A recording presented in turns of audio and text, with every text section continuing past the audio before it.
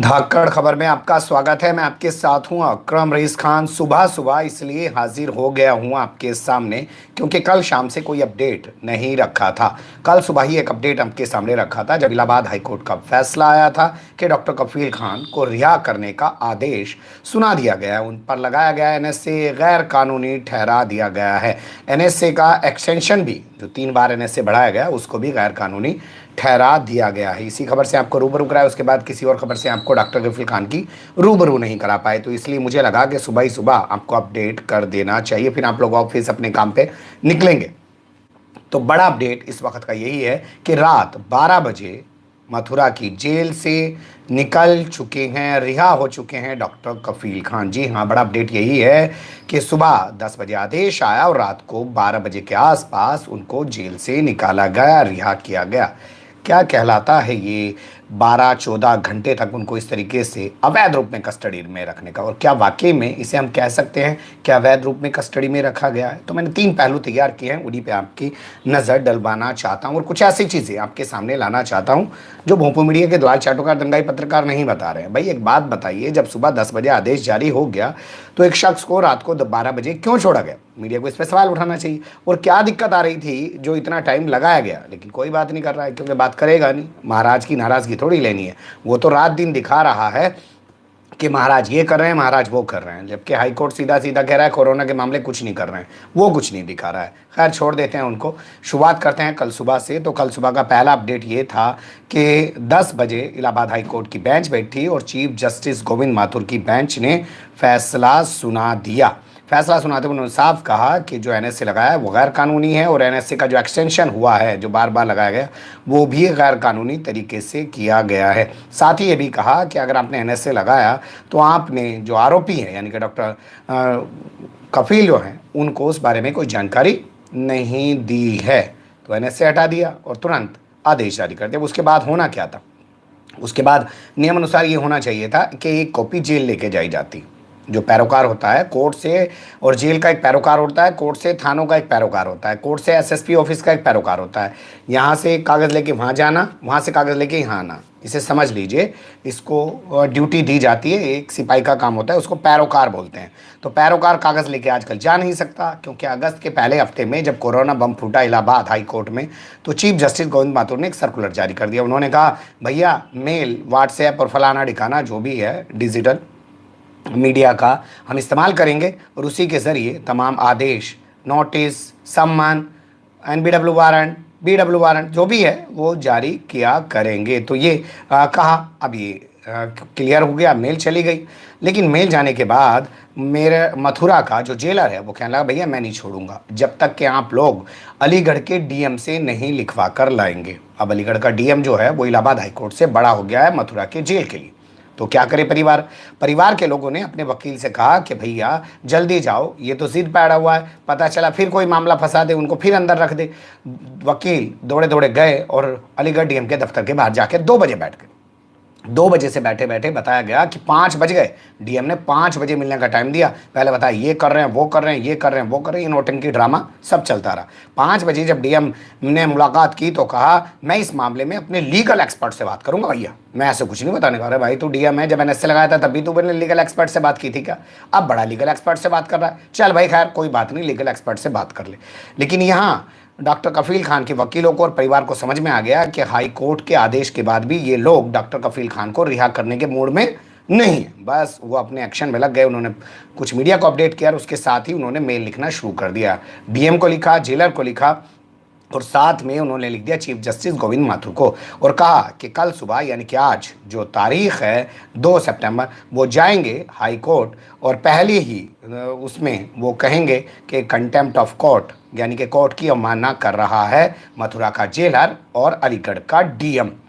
बस इसके बाद क्या था, थोड़ी तेज़ी आई। इन्हें लगा कि कहीं जाके कोर्ट में फंस ना जाए, तो रात के करीब 12 बजे डॉक्टर कफील खान को रिहा कर दिया। रिहा करने के बाद उन्होंने क्या बयान दिया है उसका एक वीडियो अगली खबर में हम आपके सामने रखेंगे। लेकिन मोटा मोटी उन्होंने यही कहा कि तुलसीदास ने लिखा है राजहट नहीं होना चाहिए, लेकिन आदित्यनाथ योगी जो है वो बाल हट पर लगे हुए हैं। तो ये थी पूरी प्रक्रिया 12-14 घंटे तक उनको कैसे कैसे रोका गया, परिवार ने क्या क्या किया, ये तमाम चीज़ें मुझे लगता है आपको क्लियर हो गई होंगी। तब जाकर वो किसी तरीके से बाहर निकले। बाहर निकलते ही परिवार के लोग उन्हें लेकर राजस्थान चले गए। ये बड़ा अपडेट जान लीजिए, यूपी में नहीं लेके आए। तो सीधा समझ लीजिए आदित्यनाथ योगी ने कहा था कि बदमाश या तो यूपी छोड़ के भाग जाएं या अपने आप को जेल में डाल दें, लेकिन ऐसा तो हुआ नहीं। एक डॉक्टर को ज़रूर उत्तर प्रदेश छोड़ना पड़ा, जो एक बच्चों का अच्छा डॉक्टर है, जिसको दुनिया ने देखा है गोरखपुर में बच्चों के लिए कितनी कोशिश करते हुए और बाद में दुनिया भर के इलाके में भी काम करते हुए देखा है। तो वो राजस्थान चले गए हैं। अब ये है कि क्यों यूपी के अधिकारी जो है रिहा नहीं कर रहे थे, इस पर भी आपको गौर करना चाहिए। तो साहब सीधा एक लाइन में पहले मान के चलिए कि इस मामले में खुद आदित्यनाथ योगी इन्वॉल्व है, सीधे सीधे मान लीजिए उनको, क्योंकि महाराज की इज्जत पे बात आ गई। पहले दिन महाराज बीआरडी मेडिकल कॉलेज गए, अगले दिन बच्चे मर गए। तस्वीरें उभरी कि एक डॉक्टर जो है ऑक्सीजन की व्यवस्था करता घूम रहा है, बच्चों को बचाने के लिए लगा हुआ है। सोशल मीडिया पर वो डॉक्टर हीरो बन गए, आदित्यनाथ योगी जो है वो क्रिटिसाइज किए जाने लगे। तो आदित्यनाथ योगी जब क्रिटिसाइज किए जाने लगे, उससे बचने के लिए उन्होंने इस डॉक्टर को यानी कि कफील खान को अपना सीधा निशाना बना लिया। तो जिस मामले में आदित्यनाथ योगी इन्वॉल्व हैं उसमें डीएम अलीगढ़ का या जेलर जो है मथुरा का, वो एकदम कैसे अदालत का आदेश आने के बाद भी रिहा कर दे, वो तो इस इंतज़ार में बैठा होगा कि कब जाकर आदित्यनाथ योगी का कोई आदेश आएगा।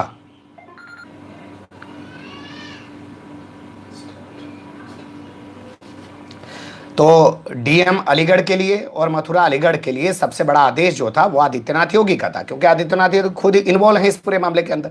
तो इसलिए वो बैठे हुए थे इसी इंतजार में कि क्या पता महाराज की तरफ से कोई आदेश आ जाए, महाराज कह दे नए मामले में इसको फंसाओ और अंदर जेल में रखो। तो क्या करते, इन अधिकारियों को अपनी जान बचानी थी, नहीं तो नौकरी करनी है। ये अधिकारी तो बन जाते हैं, जब अधिकारी बनते हैं ना तब इनकी बड़ी वाहवाही होती है, अरे भाई साहब इतने बच्चे आईएएस आईपीएस बन गए। लेकिन उसके बाद आप देखिए तलवे चाटने के अलावा कुछ करते हैं क्या? कोई करता हो तो बताइए। चमचागिरी, जी हुजूरी, जूते साफ कर रहे हैं मंत्रियों की, खिड़की खोल रहे हैं उनकी कार की, यही औकात रहेगी। तो अपनी कभी गरिमा को समझते ही नहीं है, अपने लालच के चलते ये सब चीज़ें करते हैं। तो इनके लिए सबसे बड़ा आदेश जो है वो कोर्ट का नहीं था, वो आदित्यनाथ योगी का था। और इससे पहले भी ये 4 दिन ऐसे ही डॉक्टर कफील खान को जेल में रख चुके थे। 10 फरवरी को जो अलीगढ़ की सीजीएम कोर्ट है उसने फैसला सुना दिया था कि जो सिविल लाइन थाने में एफआईआर दर्ज है जिसमें आरोप लगाया गया कि अलीगढ़ मुस्लिम यूनिवर्सिटी में सीएए और एनआरसी के प्रदर्शन के दौरान डॉक्टर कफील खान ने भड़काऊ भाषण दिया है, उसमें उनको जमानत दी जाती है। 14 तारीख तक रिहा नहीं किया और 14 तारीख को एनएस से उठोक दिया। जबकि जिन मामलों में जमानत मिल जाए उसके बाद एनएस से नहीं लग सकता, एनएस से तभी लग सकता है जब किसी मामले विचाराधीन हो, किसी आदमी पे मामले विचाराधीन हो। तो एक चीज़ तो ये समझ लीजिए कि महाराज की नाराज़गी कौन झेले। दूसरा जो है 10 घंटे तक चली बहस जो चली थी इस पूरे मामले में, और 42 पन्नों का जो जजमेंट आया, 2 दिनों तक चली है ना बहस, 27 तारीख को भी चली, 28 तारीख को भी चली, 42 पन्ने का जजमेंट दिया। जज महोदय दोनों के दोनों कह रहे हैं गैर कानूनी है भाई एनएसए लगाना, एनएसए का एक्सटेंशन भी गैर कानूनी है। इनको जेल में जो दस्तावेज नहीं दिए इनके खिलाफ लगाए गए मुकदमे पे, तो वो भी गैर कानूनी है। तो सब चीज़ें गैर कानूनी हैं, तो कुछ अधिकारियों पे एक्शन भी तो लेते, किसी की गर्दन तो नापते, किसी को लटकाते तो सही, किसी को जेल में तो डालते।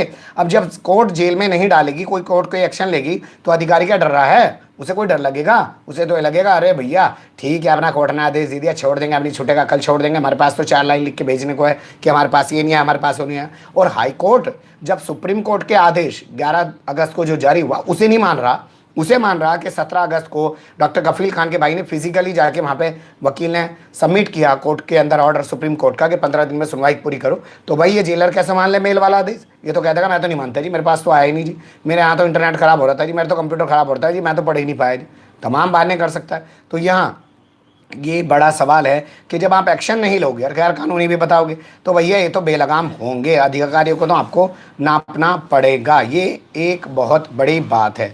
अब इसमें एक पहलू और है, उससे थोड़ा सा और रूबरू करा देते हैं। इस बार कितने दिन में रिहा हुए हैं? तो 7 महीने 2 दिन में इस बार रिहा हुए हैं डॉक्टर कफील खान। उन्हें 29 जनवरी को मुंबई से एसटीएफ ने गिरफ्तार किया था। उसके बाद से वो लगातार जेल में थे, उनको अलीगढ़ जेल में तो रखा नहीं गया। मुकदमा जबकि जिस जिले में होता है उसी जिले में रखा जाता है, लेकिन आजम खां वाला स्टाइल है, रामपुर में नहीं रखा जा रहा है आजम खां को, सीतापुर ले जाया जा रहा है। तो तब से लेकर अब तक अगर हम जोड़ें तो 7 महीने 2 दिन के आसपास का वक्त बैठता है। 7 महीने 2 दिन के बाद वो रिहा हुए। इससे पहले उन्हें बहराइच वाले मामले में गिरफ्तार कर लिया गया था, तब भी वो जो है काफ़ी टाइम तक, लगभग 6 महीने तक जेल में रहे थे। उससे पहले वो बीआरडी वाले मामले में गिरफ्तार हुए थे, लगभग 9 महीने तक जेल में रहे थे सबसे पहली बार। यानी कि 3 साल में वो 3 बार गिरफ्तार हो चुके हैं और 3 बार जेल में रह चुके हैं। लेकिन इस बार एक इत्तेफाक और अजीब है, पहली बार वो गिरफ्तार हुए तो अगस्त में गिरफ्तार हुए और इस बार वो रिहा हुआ तो अगस्त के बाद रिहा हुए हैं। क्या कहलाता है ये सब कुछ आप लोगों को खुद गौर करना चाहिए कि हाई कोर्ट के आदेश के बाद भी ये लोग नहीं छोड़ रहे हैं। और हाई कोर्ट कह तो रहा है भैया गलत किया है, वही मस्जिद वाला मामला, मस्जिद तोड़ी गलत किया, मस्जिद में मूर्तियां रखी गलत किया, लेकिन भैया मस्जिद की ज़मीन किसको देंगे? उनको देंगे जो मंदिर बनाएंगे। ये जो सिस्टम और जो चलन चला है, इससे जज साहिबान और कोर्ट अपनी इमेज को खुद खराब कर रहे हैं। आम जनता में मैसेज क्या जाएगा? बने रहिएगा धाकड़ खबर के साथ। फिलहाल कमेंट्स के रूप में आप लोग अपनी राय दे सकते हैं, खबर को लाइक कर सकते हैं, चैनल को सब्सक्राइब कर सकते हैं और ज़्यादा से ज़्यादा हमारी खबरों को शेयर कर सकते हैं।